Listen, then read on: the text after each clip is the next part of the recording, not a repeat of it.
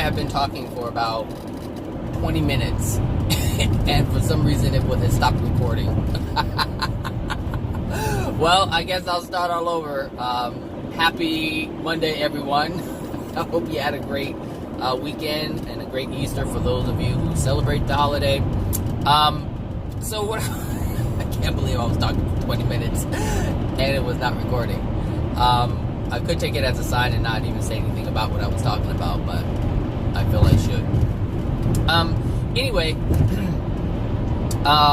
gosh, so hilarious.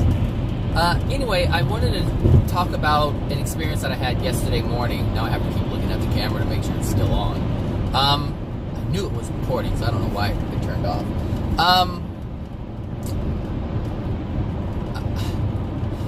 Yesterday morning, I had an experience, and I thought, it would be significant to share it because it was significant to me. And generally, I don't remember anything when I'm sleeping. I just, it's just like, you go to bed, wake up, and you're awake again. But I don't remember things. And so this one was really significant because there were 4 different scenes, and I think I can only remember 3 of them. But the first one was of my aunt, and it started, well, some things were happening before that I think allowed this to happen. There were this chirping in my house, and I couldn't figure out what it was. First there was this weird beep, and then there was a chirp, and then I heard low battery, and then I'm like, what is it, so, but the chirping I think was the smoke alarms at the time. And it wasn't the one in the hallway, and it wasn't the one, in the living room, so it had to be in someone's room. And mind you, this was like 6-something in the morning, like 6:30 in the morning. And so, I wake up because the tripping was it's just too much. And so I was like, how can anybody sleep with that loud thing in their room? Because I'm in my room and I hear it, like it's almost in my room. So I'm like, how can they do it? But it was so early, I didn't want to knock on anybody's door and turn the light on and start messing with, smoke alarms. And so, anyway, I got up and I couldn't resolve it because, like I said, I didn't want to wake anybody up. And if they can sleep through that thing, then so be it, but I don't know how they could. So I went back to bed it was like 6:48. I get back in bed and I go back to sleep. And that's when these things started happening. And so the first one was of my aunt, and she was asking me to drive her and some other people somewhere. And they had all this stuff, like luggage, baggage, and now I say baggage, but before it just looked like a whole bunch of luggage. And so I was like, who carries all this stuff around with them? And at the first I was like, why can't she just drive these people? It would be more room if I didn't go and they went, right? And I couldn't figure this out. It didn't make any sense to me. And these people, I didn't even know who these guys were. There were some guys and some other people, but the 2 people who stood out the most were these doctors, and they had their white coats on, and they were kind of gaudy, like they had all these big rings on their hand. And I was like, okay, and it just didn't make any sense. I'm like, these people are like loaded, so I'm not sure why they can't order one of those Uber vans or something and come and take them with other junk. And so, we get in the car, and the weather was like really, like there was a lot of flooding, like there was water everywhere. And so, like I said, the weather conditions were really bad. And so we get in the car, and something happens, like there's a lot of water, and we start spinning out, and everything's under control. I'm like taking care of everything, like I'm managing everything, and we don't, it's just everything's cool. And so it reminded me, now that I think about it, it reminds me of that one scene. Oh my gosh, what is the name of that movie? Oh, I'll try to if I can put it in this video, I'll put it in this video so you can see what I'm talking about. But this this is what it reminds me of. But anyway, so that scene, it happened. Like, that was done. And then there was another one with this old lady. And she was a little old lady, and she had white hair, and she reminded me of Sophia from the Golden Girls. And I got a sense that she was well known. And so she said she had something to tell me, and I can't remember exactly what it was. And the thing is, there weren't any words spoken. There were like impressions or blocks of thought that were being transferred in terms of communication.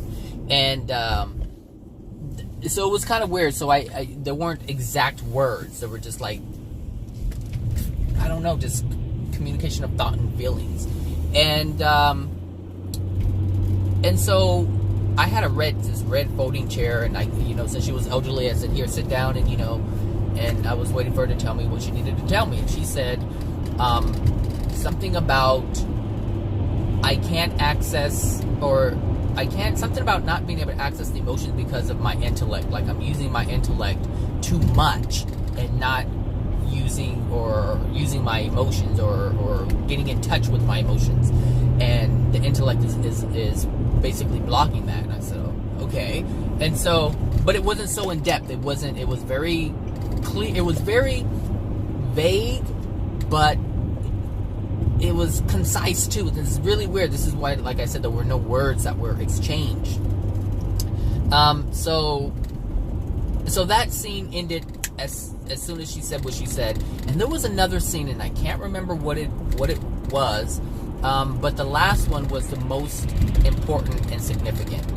And so the scene was, I was in this living room, and there was someone on the couch. It was really dark, like there wasn't a light on, but there was a light on in the hallway and in one of the rooms.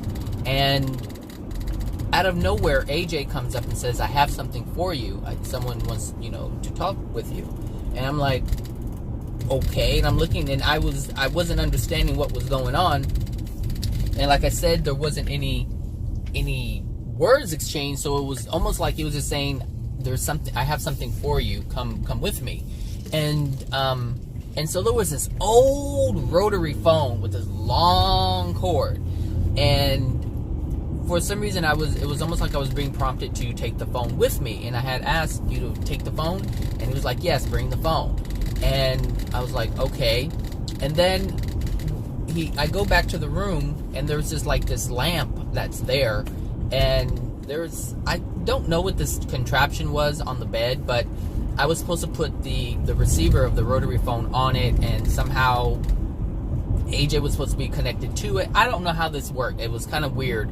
But anyway, he looked at me like, what are you doing? And the person that he had on the phone was actually on a cell flip phone. And he just looked like I was doing, like, what was I doing? So he just said, here's the phone. And he said, ask her whatever questions you have. And it felt like this was an opportunity that wasn't always granted. That's the feeling that I got. It was just like, this is like a once in a lifetime opportunity. And so it felt like, oh wow, just I don't know how to explain what was going on, but I'm just telling you what was happening. So I get the phone, and it said again, ask whatever you want to ask. Anything you want to ask, any questions you have, go ahead and ask. And so I didn't know what to ask. Like, I'm like, what question do I have? I don't have any questions. I'm like, I'm not prepared for this. Like, what is the one thing I can ask? Because I think it was only one thing I can ask or something like that. I wasn't sure. And so the thing that came out of my mouth was, what am I supposed to be doing with my life, or the purpose of my life, or something like that. I couldn't remember what it was, but it was weird because it didn't feel right. Like, it wasn't a question. Like, I don't think I ever had a question in terms of what I want or should be doing with my life. I think that's what I asked. What should I be doing with my life? What direction should I be going in, or something like that? And the response that I got was weird, because this lady said, I see you wearing a regular jacket. And right as she said that, I just started crying. And I was like, and so my mind was trying to kick in, and I was like, why are you crying?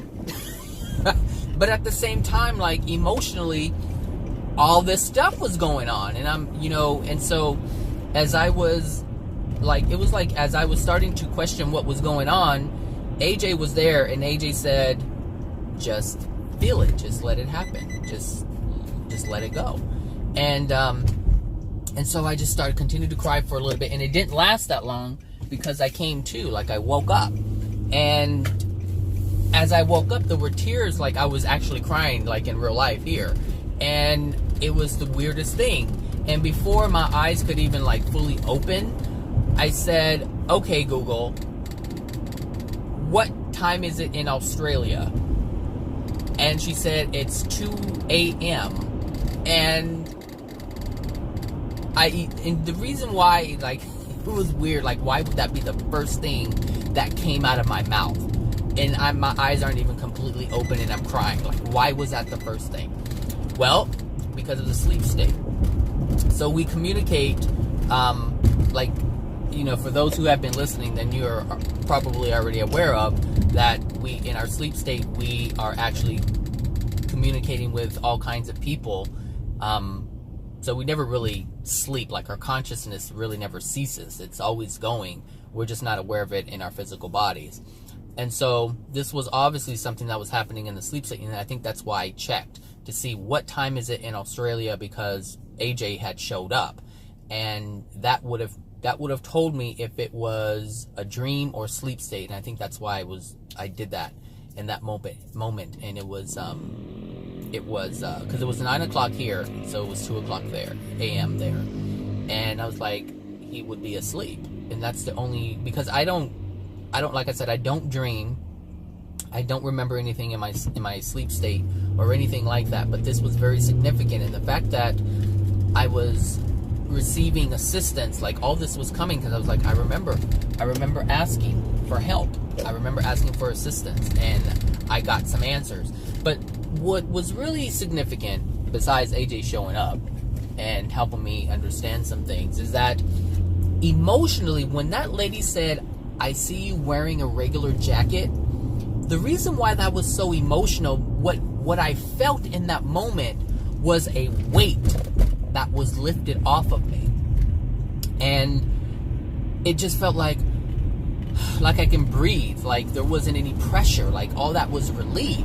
And it was the most interesting thing, because and then I was thinking about all the other ones, all the other scenes that I had mentioned to you, and the one where these men were present and they were wearing these doctor jackets, which stood out, right? And so obviously it's my responsibility to put these things together. And so I was like, all right, well, maybe about a couple of months ago I had mentioned that I was about to embark on something, and I had actually fully prepaid my tuition for a PhD program. And this was actually maybe a year ago that I did this, and I didn't do anything with it, but I felt like this pressure to do that. And I think that's what the doctors represented in the scene, is that, you know, they represented something that is associated with me, obviously. And then when this lady said, I see you in a regular jacket, she didn't say I see you in a doctor's coat, doctor jacket, or anything else. It was just, I see you in a regular jacket. And that, to me, meant that I don't have to be anything. I can just be me. Like, there's no pressure whatsoever. Like, I'm not, like, there's no pressure to be something for someone else. Just be whatever I want to be for myself. And so now I've always wanted to be a doctor, but they were for different reasons than they are now. And that's one of the things that, like, it wasn't like you can do something or have a desire for something and have different motives. Those different motives will determine if you carry them out. If the intent, whatever the intent is for, will determine if you carry it out or not. And so I felt like it was a pressure, and so I was resisting it. But there is a part of me that would like to be a doctor, but for different reasons, not for the reasons I had recently decided to do it. And so there's some books that I want to write, and I figured if I have a PhD behind my name, then, people would take the books more seriously. And so that was the more recent reason. However, that's not doing it for me, that's doing it for someone else. Like, that is going to school, getting a PhD, so that other people will look at the PhD and think that there's more either significance, or they would pay more attention to it. They would think that it's more important than if I didn't have that behind my name. So that was part of the thing that was tripping me up. And so I was like, okay, that's done. And then I thought about everything else in my life, like how I felt, and I didn't know this, like, now as an adult, I feel like, whatever. But what's important are the emotions that I felt, or the pressures that I felt when I was a child, because those are still there. Like, if there was ever a pressure put on me or you as a child, and it made you feel uncomfortable or it made you feel stressed out, then that was an unloving thing that you have put upon yourself, or you have allowed within your soul. And so it was, when the lady said a regular jacket, all I thought was, oh my gosh, that pressure is gone. I don't have to be anything. I don't have to be a superhero. I don't have to be anyone's savior. And not savior in terms of as an adult, but it's like, so for instance, like when I was a kid, when I grew up with my mom, like when I was little, it was just me and her for a long time. And then my little brother came around, and when my little brother came around, I felt like I had to take care of him and be responsible for him because my mother had to work. And so there were many times where I stayed home by myself with my little brother. Sometimes she worked graveyard, so it was just me and him. So I felt like I had to be the protector. I felt like I had to be the one to be the parent. I had to be the adult. And then before my mother died, well, not right before, but at some point in my teens, she said to me, when I die, when I'm gone, she goes, take care of your sister and your brothers. And I was like, okay, so here I am in my teens. I'm in the middle, so I have two older brother, older sister, and a younger brother. And my mother is asking me to take care of them. And so that was a pressure that was put on me. And especially at that time, I had no idea how to take care of them. Like, what did that mean? And then she had said something to me. She said, be careful with your sister, because she's not as strong as she thinks she is. And I remember her saying that, and that has caused me to not say a lot of things to my sister. That has caused me to not express a lot of the things that I have within me to my sister about my sister, because of what my mother had asked me to do, which is take care of your sister. And when she said she's not as strong, I took that as she can't handle as much as she thinks she can handle. And I saw that, and so that kept me from speaking certain things, speaking certain truths. So I've always kept it in. And this is probably why my sister thinks that I come out of left field, like, where's this all coming from out of nowhere, in terms of me currently now expressing my truth. So, but I haven't told her what my mother said. Like, I never said anything to her about it, because I thought it would hurt her feelings, but it's the truth. And the thing is, my mother knows, like a mother knows their child, on a certain level, they know. And so, look, come on, fool. Oh gosh. So, anyway, I just felt like, this weight was lifted off of me, and it was emotional, because the pressure, clearly the pressures that I put on myself are, they're a lot. Like, there are a lot of pressures. And because I feel like I have to be all these different things to different people. And so these different coats, I'm wearing, I have to have the answer for these people. I have to be able to do this, have to know how to do that in case someone needs this, So it's like I feel like I have to be something to everybody out there. And so when I heard this lady say, I see you wearing a regular jacket, it was like, I don't have to do or be anything. I'm free to do and be who I want to be, and do what I want to do for my own reasons, not for anybody else. And this changed everything for me. It changed everything. But I didn't realize that there was so much pressure being put on me by myself. Like, I was doing this to myself. And that was extremely significant. And so all of this was going on, and so I thought I would share it because, because I did say that, I will, at some point I will ask for some help, and I decided to do it. And it came, and the answers that came were just huge. They were huge. And so it helped me expose something, one single thing that's tied to all kinds of things. That's what's interesting about it. Like, that one thing just relieves so much pressure related to so many different things and so many different people. And then yesterday, it started coming more and more like, I don't have to, and the thing is, here's the difference. The difference is, intellectually, I know not to involve myself not to interfere with people's law of attraction. If someone is experiencing something, then that is because they have brought it upon themselves. And if I interfere with that, that's a violation, and I know that. But emotionally, there's this pressure, like there's still a resistance, if you will. For instance, yes, I do want to help people. Like, there's something within me that wants to save people, if you will. But when I say save people, I mean to alleviate their pain or help them understand something so they're not feeling their pain anymore. Like, I feel that desire, that's my first instinct. And obviously that's coming from my soul.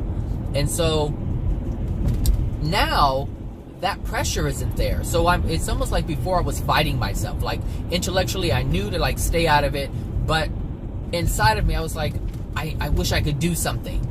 And so now that feeling isn't there. There isn't any desire to rush to help and save someone.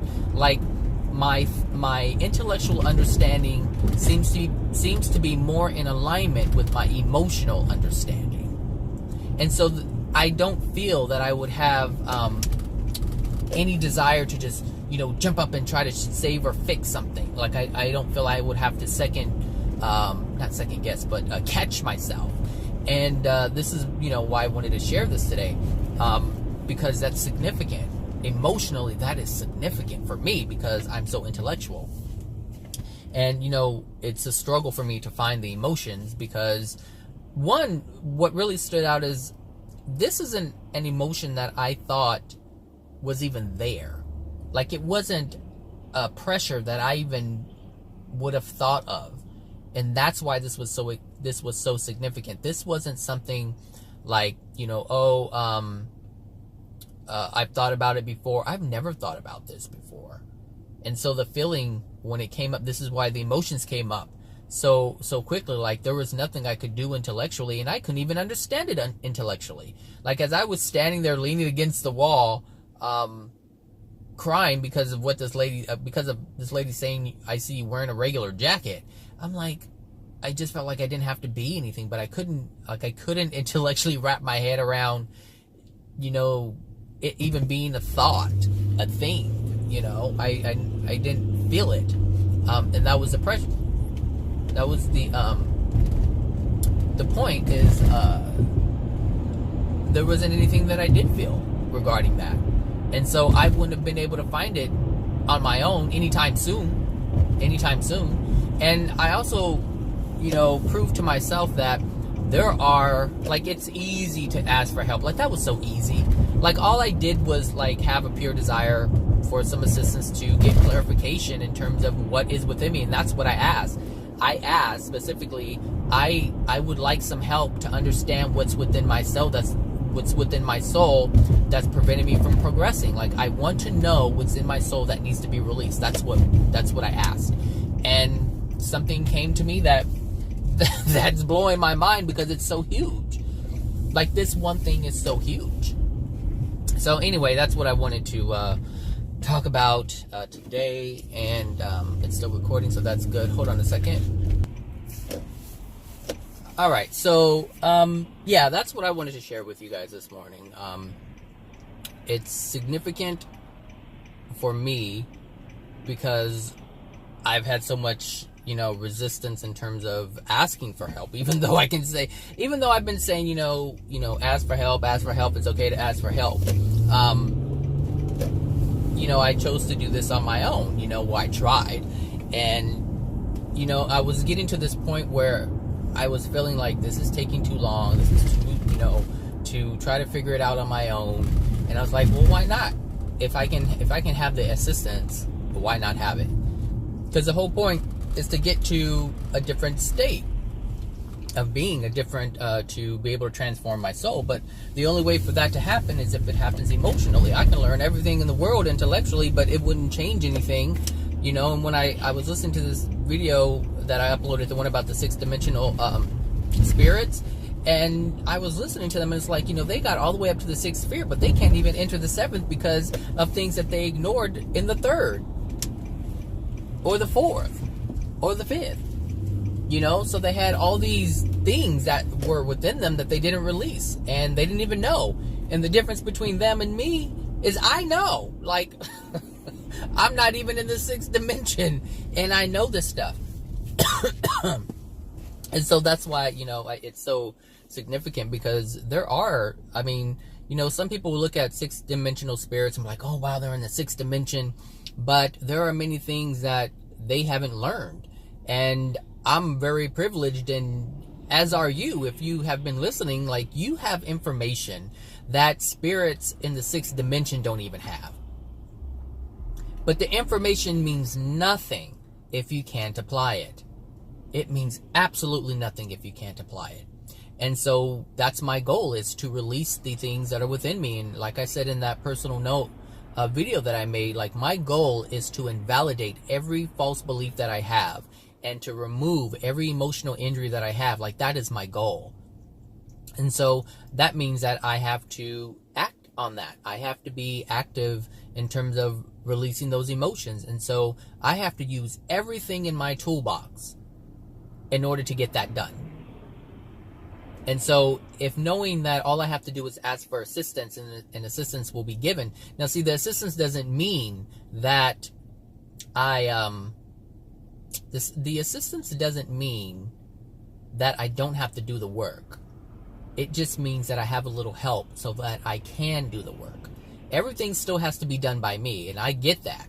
But it's easier if you know what to release. It's easier if someone is out there and they have the ability to help you see something that you can't see. And that's what these brighter spirits are able to do. I don't know who I spoke with on the phone. I have no idea who that was in my sleep state. But whoever it was, they gave me exactly what I needed. They didn't give me anything really specific, but they gave me something that was sort of vague, but it fit everything. And the thing is, I don't even know why I would even cry at that moment, but there was something emotional that was attached to that. And it was the thing that they knew I needed in order to help me release it. And so I stopped it, but at least I know I can go back to it. Now I can think back on all the things that I felt like were things that created pressure on me, things that people have asked of me. Like, that was a lot. My mother didn't know. My mother did not know when she asked me that, to take care of my little brother and take care of my older brother and take care of my sister. And she did not know what I know at the time that she said this. So I'm not blaming her for it. But because there were two ignorant people in that, myself and my mother, I took something on that I had no business taking on. I should have never taken on those responsibilities. I'm like, for my older brother and sister, how can I be responsible for someone who's older than me? And my little brother, I can see that. He was still young, but he was already in his teens. Like, well, not in his. Well, yeah, he was in his teens. I think it was 12 or 13 when my mom died, or when our mom died. So I can see for him, take care of him. But he had already had it in his mind, how he wanted to respond to everything that was happening in his life, to the loss of our mother. I couldn't control that. And to this day, I still don't have control over that. So, the thing is, the thing that my mother asked me to do created a lot of pressure, because I did try to control all of this. I did try to take care of my older brother, and it was stressful. I tried to take care of my little brother, and that was stressful. That one, it landed me in the hospital because I tried to control things. And that's how I understood it to be back then, was I had to control, the things in their lives in a certain way, or try to manipulate certain things so that certain things go a certain way, how I felt they should be going. And that was a lot of pressure. But the thing is, that was an impossible task. All of it was an impossible task. And so I lived with this pressure for so long.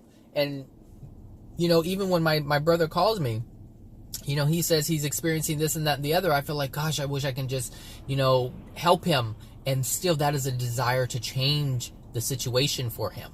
And so I didn't realize the pressure that I was actually under this entire time, until this lady gave me a few words. And it was really amazing. And it has transformed me in a big way, because now I don't even feel the need to fix anything. Before it was just intellectual, but now emotionally, like, I can let go. Like, I was able to breathe, and I felt it. And so anyway, that's what I wanted to share with you guys. Maybe you guys can get something out of that. Maybe it explains more in terms of what I'm talking about. That's the only way I think I can help people understand more, is if I share my experiences, and this is why I'm sharing my experience with you. All right, so everyone, have a great week, and I'll talk to you later. Bye now.